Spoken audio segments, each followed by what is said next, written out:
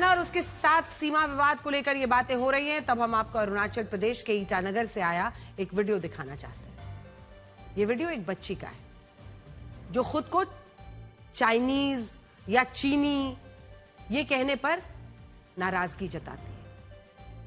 ये कहती है कि वो इंडियन है, इंडिया से है और उसे चाइनीज ना कहा जाए।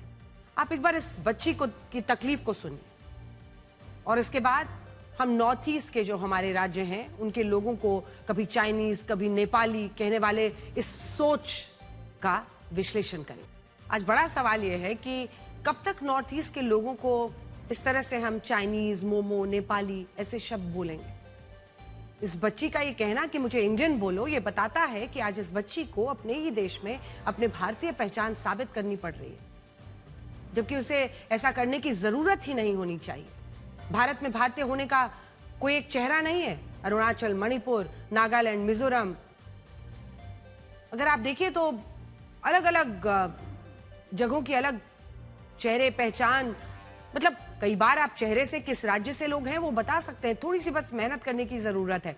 दक्षिण हो, उत्तर भारत हो, कश्मीर हो, और इसी में हम आगे बढ़ते हुए अब आपको बताना चाहते हैं कि कौन कैसा दिखता है, इससे भारतीयता कम नहीं होती है। खासकर अरुणाचल जैसे सीमावर्ती राज्य में जहां खुद चाइना दावा करता है, वहां बच्ची को यह बताना पड़ रहा है कि हम इंडियन हैं, हमको इंडिया मानो, हमको ऐसे मत बोलो, बुरा लगता है। ये जो नस्लीय रूढ़िवादी यानी रेशियल स्टेरियोटाइपिंग का कड़वा सच है, उसकी पोल खोल दी इस बच्ची ने।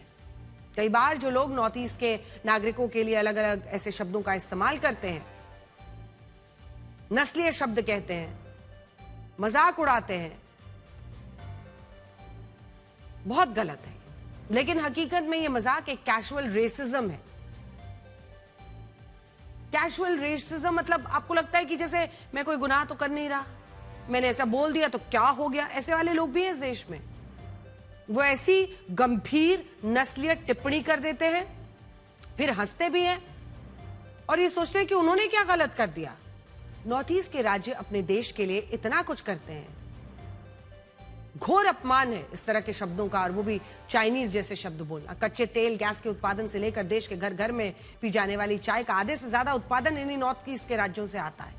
धरोहर है ये भारत के लिए, लेकिन कुछ लोग इन्हीं राज्यों के लोगों के चेहरे की बनावट पर उन्हें क्या कहते हैं, और यही पीड़ा कोई नहीं समझ सकता।